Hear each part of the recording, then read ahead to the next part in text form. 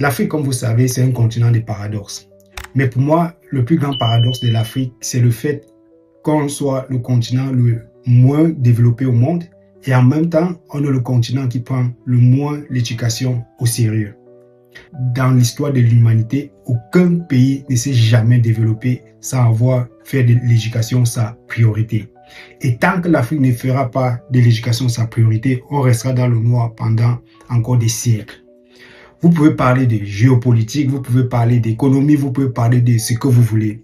Mais tant que l'éducation ne sera pas la priorité en Afrique, on ne sortira jamais de l'ombre. Je dis bien jamais de l'ombre. Et si quelqu'un a un concret exemple de ce que je suis en train de dire, vous pouvez le donner en commentaire.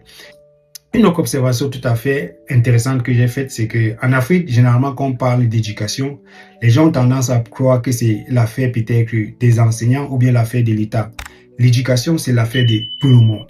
Le gouvernement, les penseurs, les enseignants, les parents, surtout les parents et d'abord les parents et les élèves. L'éducation, c'est l'affaire de tout le monde. Ce n'est pas l'affaire d'une entité ou bien d'un acteur précis de la société. C'est d'ailleurs, je pense, c'est d'ailleurs le seul domaine qui demande vraiment l'implication de tous les acteurs de la société. Et si quelqu'un d'autre a un concret exemple de ce que je suis en train de dire, une nation qui s'est développée à travers l'histoire de l'humanité sans avoir fait de l'éducation sa priorité, vous me le faites savoir. Parce que moi, j'ai fait des recherches de l'Égypte antique jusqu'à aujourd'hui. La nation qui a toujours dominé le monde et la nation qui finit par chuter, c'est la nation qui soit a accordé beaucoup, a fait de l'éducation sa priorité ou bien a commencé à négliger l'éducation. Et les Africains jusqu'à aujourd'hui semblent ne pas comprendre cela, que notre priorité ultime, et dit notre priorité ultime devrait être l'éducation, que ce soit la parentalité, que ce soit l'instruction, toute forme d'éducation, l'éducation sociale.